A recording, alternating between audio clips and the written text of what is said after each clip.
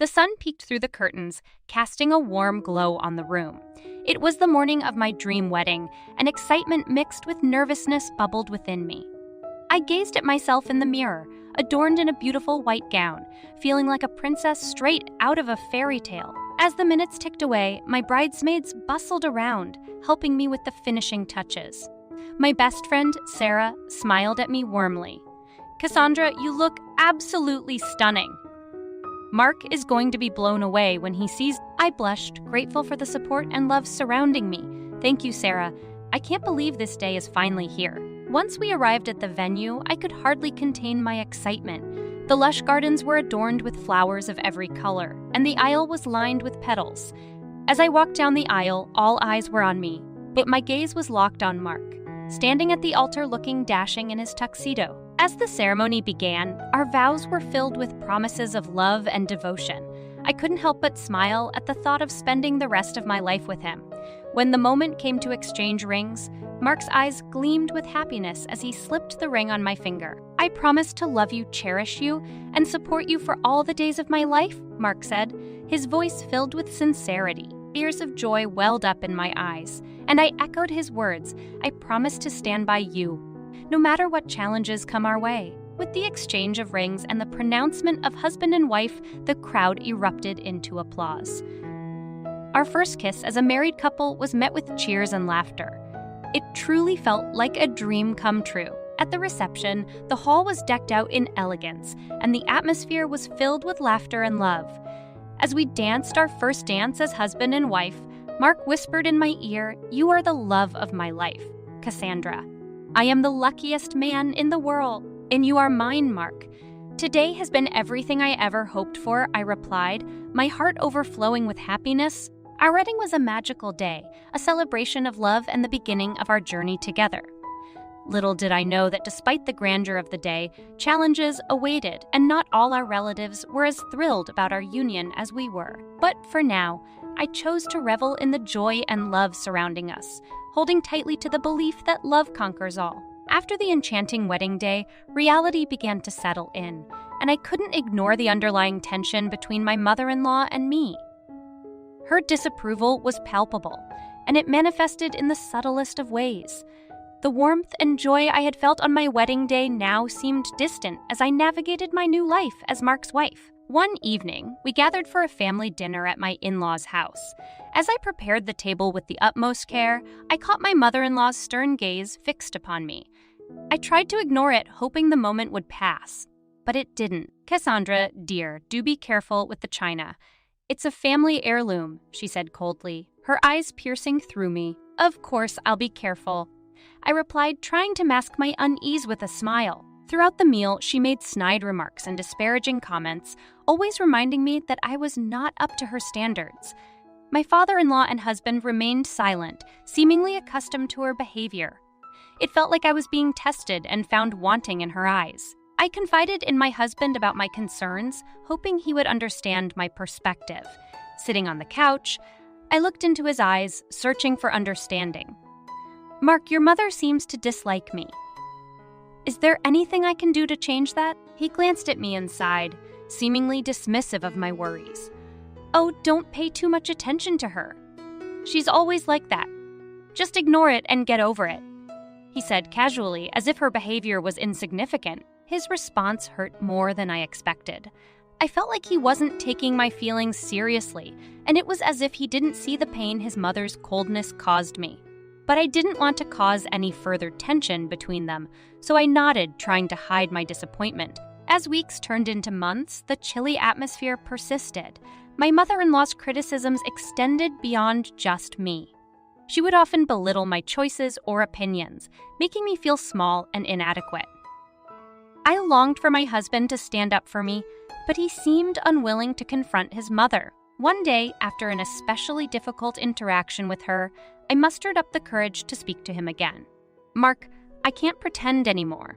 Your mother's behavior is affecting me deeply. I need your support." He looked at me with a hint of frustration. "Why are you making such a big deal out of it? It's just how she is. You're my wife, and I love you, but I can't change her." Those words cut deep, and I felt a growing distance between us. It was disheartening to realize that my husband wasn't willing to defend me against his mother's hurtful actions. The tension in our relationship increased, and I couldn't help but wonder if his loyalty to his mother would always come before our marriage. As the days turned into weeks, I grappled with my feelings, torn between my love for Mark and the constant emotional strain his mother's disapproval brought.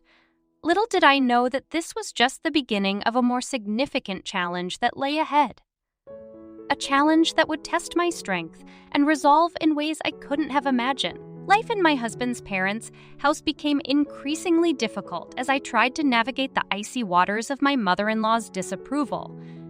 Not only did I have to deal with her constant criticism, but I also found myself burdened with all the household responsibilities while she and the rest of the family seemed to do nothing. One evening, I returned home from work, exhausted and looking forward to some respite. However, as soon as I stepped inside, my mother-in-law's voice echoed through the house. "Cassandra, there you are. The floors need scrubbing and the dishes are piling up in the sink. Get to it." I tried to hide my disappointment, hoping that one day she would show even a glimmer of kindness. "Sure, I'll take care of it," I replied. Mustering a faint smile, this turned into weeks, and I found myself cooking, cleaning, and taking care of the household chores, all while working a full-time job. It was an exhausting routine, and I began to feel like an unpaid maid in my own home. My husband, on the other hand, seemed unfazed by the unequal distribution of labor. One evening, when he saw me washing dishes after dinner, he called out, "Hey, don't forget to iron my shirt for tomorrow. I need it crisp and perfect." I looked at him, trying to hide my frustration. "Sure, I'll get to it," I replied, trying to sound cheerful. As I ironed his shirt later that night, I couldn't help but wonder if he saw me as anything other than a housekeeper. Our conversations were becoming more distant, and it seemed like the only time he spoke to me was to assign me tasks. One day, my best friend Sarah visited, and we spent some time in the backyard, away from the prying eyes of my in-laws. She noticed the exhaustion in my eyes and gently asked, "Cassandra, are you okay?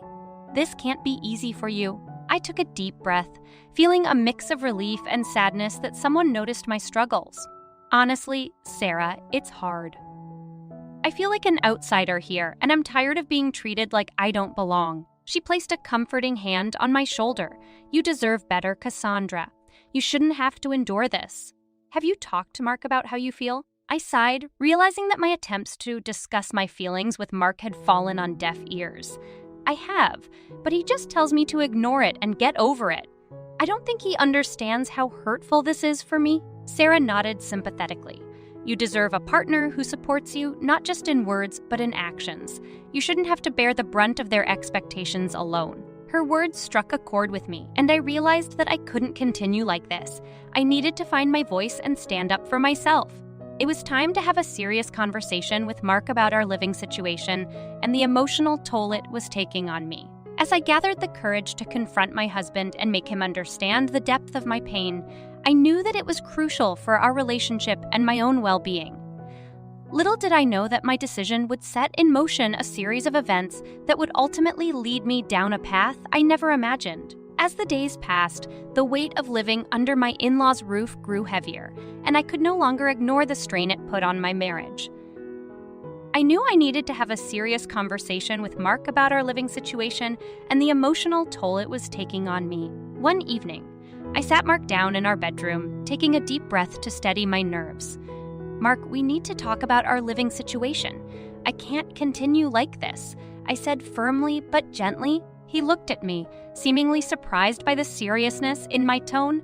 "What do you mean, Cassandra?" "I mean, living with your parents is affecting our relationship, and I feel like an outsider in my own home. Your mother's constant criticism and the unequal distribution of household responsibilities are taking a toll on me," I explained, trying to articulate the extent of my frustration. Mark sighed, looking conflicted. "I know it's not ideal, but we need to save money to buy our own place. I understand that, but we also need to find a balance. I can't be the only one taking care of everything while they do nothing," I asserted, hoping he would see the strain it was putting on our marriage. "I'll talk to my parents about it," Mark said, but his words lacked conviction. The next day, Mark talked to his parents about sharing the household responsibilities more equally. To my surprise, they reluctantly agreed, and for a brief period, things improved slightly. However, the underlying tension between my mother-in-law and me still remained, and it was clear that she was not happy about the change. During this time, we continued to save money, and eventually we found a big house that we could call our own.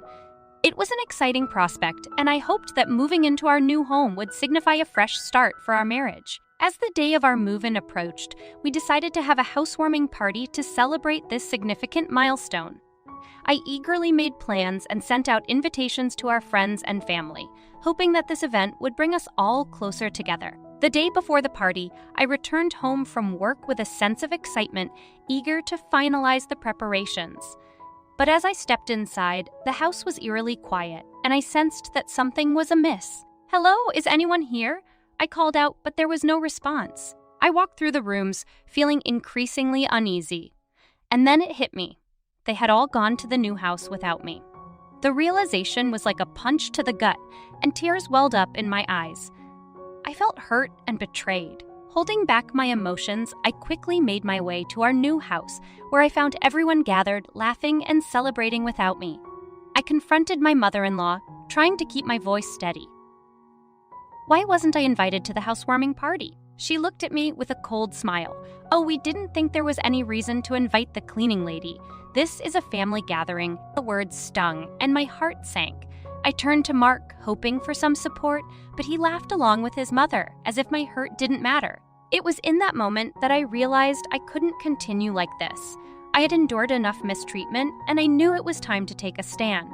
A surge of determination washed over me, and I made a decision that would change everything. Feeling hurt and betrayed by my mother-in-law's callous words and my husband's laughter, I fought back tears and tried to maintain my composure. Deep down, I knew that this moment was a turning point in our relationship. "You think this is a joke?" I asked, my voice trembling with emotion. "I am your wife, not just a cleaning lady. I deserve to be treated with respect and included in our own housewarming party." My mother-in-law's expression remained cold and indifferent. "You may be married to my son, but that doesn't make you one of us." Her words were like a dagger to my heart.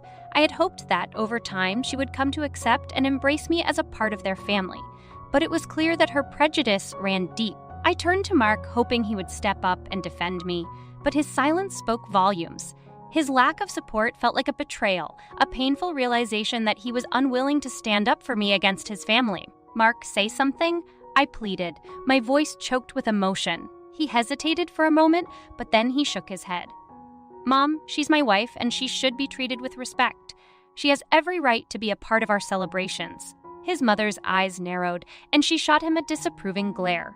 "You're making a mistake, Mark. She doesn't belong here." I felt a sinking feeling in my chest as I realized that even my husband couldn't break free from his mother's influence. The family dynamics were much more complicated than I had initially thought. In that moment, I knew I had to make a difficult decision. I couldn't continue living in a toxic environment, constantly feeling like an outsider. It was time to take control of my life and assert my worth. "I've had enough," I said firmly, wiping away the tears that threatened to spill. "I won't subject myself to this treatment any longer." My mother-in-law scoffed, crossing her arms. "What are you going to do, leave? You have nowhere else to go." That was the final straw. I had endured enough emotional abuse, and I couldn't let it continue. Summoning my courage, I spoke with a newfound determination. "Actually, I do have somewhere else to go." I had been quietly saving money, and with the help of my best friend Sarah, I had found a small apartment that I could afford. It wasn't ideal, but it was a step towards my independence and happiness. "I am leaving," I said, my voice steady despite the turmoil inside. "I deserve to be treated with kindness and respect, and I won't settle for anything less." Mark's face contorted with shock, and he finally found his voice. "Cassandra, wait, let's talk about this." But I knew there was nothing left to discuss. I had tried to make things work, but I couldn't keep sacrificing my self-respect for the sake of a marriage that felt one-sided. "No, Mark, I can't stay in a place where I am constantly belittled and disrespected. I deserve better than this," I declared, my heart breaking as I walked away from the house, leaving behind the life I had once dreamt of. As I drove away, I felt a mix of sadness and relief. I had made a difficult choice, but it was the right one for my well-being. Little did I know that this decision would set off a chain of events that would lead to an unexpected outcome, one that would challenge me to stand strong and find the strength to build a new life without the toxicity that had held me back for so long. Leaving behind the house and the toxic environment was both liberating and terrifying. As I settled into my new apartment, I knew that this was the beginning of a new chapter in my life, one where I would no longer be controlled by my in-laws' disapproval and my husband's indifference. In the days that followed, I focused on healing and finding my strength. I realized that I had been giving my all to a relationship that wasn't reciprocated. It was time to take charge of my life and assert my worth. One evening, as I sat with Sarah in my new living room, I shared my thoughts with her. "Sarah, I can't keep pretending that everything is okay. I need to protect myself and move forward." She nodded, her eyes filled with compassion. "You're doing the right thing, Cassandra. It's not easy, but you deserve to be happy." As I thought about my next steps, an idea began to take shape. I had been the one financially supporting our life together, and my mother-in-law had signed the house over to me without a second thought. Perhaps this could be the key to breaking free completely. I decided to have a conversation with my mother-in-law, but this time I would be the one in control. With a sense of determination, I called her and requested a meeting. A few days later, we sat across from each other in a coffee shop. She looked expectantly at me, seemingly unaware of the storm brewing inside me. "What do you want, Cassandra?" she asked, her tone dismissive. "I want to talk about the house," I replied firmly. "Since you signed it over to me, I've been thinking about what to do with it." She raised an eyebrow, clearly curious about my intentions. "And what do you plan to do?" I took a deep breath, my heart pounding. "I want you and the rest of the family to move out." Her eyes narrowed, and her lips formed a tight line. "You can't be serious?" "I am. You made it clear that I don't belong in your family, so it's time to accept that and move on," I said, my voice steady despite the nerves that threatened to overwhelm me. "You think we'll just leave our home because you say so?" She scoffed. "It's not your home anymore," I replied, feeling a sense of empowerment building within me. "You signed it over to me. Remember? I can do whatever I want with it." She glared at me, clearly frustrated by my determination. "Fine. Take this junk and get out of our lives." As I walked away from the meeting, I knew that this was just the first step of my plan. I would need to seek legal advice to ensure that I could make this transition as smooth as possible. My goal was to sever all ties with the toxic family I had married into and start anew. With the help of a lawyer, I navigated the legal process of removing my in-laws from the house. It wasn't easy, and there were moments when I questioned whether I was doing the right thing. But I reminded myself that this was about reclaiming my life and my happiness. As the court proceedings continued, my mother-in-law's true colors were exposed. She tried to manipulate the situation, painting herself as a victim. But I stood my ground, knowing that I couldn't let her continue to control my life. Eventually, the court ruled in my favor, and I became the sole owner of both houses.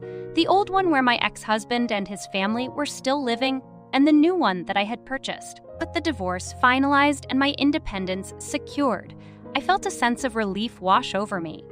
I knew that this was the right decision, and I was ready to move forward without the weight of a toxic relationship holding me back. As I stepped into my new house, the one that was truly mine, I felt a sense of accomplishment and pride. I had overcome the hurtful betrayal and taken control of my life. It was time to embrace this new beginning and build a life filled with love, respect, and the happiness I deserved. With the divorce finalized and the houses now in my name, I knew I had taken a step towards true freedom. It was both empowering and bittersweet, as I had to let go of the dreams I once had for my marriage. But it was also the beginning of a new chapter, one where I could build a life on my terms, free from toxicity and hurtful relationships. One day after the court proceedings, I received a call from my ex-mother-in-law. Part of me wanted to ignore it, but I decided to confront the situation head-on. "What do you want?" I asked, my voice firm. Her voice trembled, a hint of desperation seeping through. "Cassandra, please forgive me. We've lost everything, and we have nowhere to go. Can't we just put this behind us and move on?" I took a deep breath, reminded myself of the years of hurt and mistreatment I endured. "You had your chance to treat me with kindness and respect, but you chose not to. Now you have to live with the consequences of your actions. I know I was wrong, she pleaded, her tone seemingly sincere. Please let us stay with you. We have nowhere else to go. I hesitated for a moment, torn between the part of me that wanted to be compassionate and the part that knew she had shown no remorse until now. But I knew that giving in would only perpetuate the cycle of toxicity. I'm sorry, but I can't help you. You made your choices, and now you have to face the consequences, I replied firmly, ending the call. It was a difficult decision, but I knew that allowing them back into my life would only lead to more pain and manipulation. I had to prioritize my well-being and find the strength to move forward. As time passed, I focused on rebuilding my life. I turned the old house, the one they were still living in, into a rental property, ensuring that I could secure my financial independence and start fresh. With the money I earned from the rental, I invested in myself, pursuing new hobbies and even considering furthering my education. One evening, I received an unexpected visit from my ex-husband. I was taken aback, unsure of his intentions. Cassandra, I need to talk to you, he said, looking earnest. I motioned for him to sit, feeling a mix of apprehension and curiosity. What is it, Mark? I know I messed up, he began, his eyes filled with regret. I should have stood up for you and treated you better. I'm sorry for not being there when you needed me. I listened to his words, realizing that they held more weight than any apology he had given before. But I also knew that actions spoke louder than words. I appreciate your apology, Mark, but it's not enough, I said, mustering the courage to speak my truth. I can't forget the years of mistreatment and your lack of support. I need to move on and find happiness without you. He looked down, seemingly accepting my words. I understand. I just wanted you to know that I regret the way things turned out. As he left, I felt a mix of sadness and relief. It was painful to see the person I once loved with such intensity, but I knew that staying tied to a toxic relationship would only hold me back. In the months that followed, I embraced my newfound independence. I surrounded myself with supportive friends and focused on building a life filled with love, joy, and self-fulfillment. As I settled into my new home, the one I had bought with my hard-earned money, I felt a sense of pride and accomplishment. I had overcome a hurtful betrayal and found the strength to stand up for myself. Looking back, I realized that seeking justice wasn't about revenge. It was about reclaiming my life and my happiness. I had learned the value of self-respect and the importance of letting go of toxic relationships. With the weight of the past lifted, I was finally free to embrace the future with hope and optimism. This was my triumph, and I was ready to embrace the journey ahead, knowing that I had the strength to face whatever life had in store for me.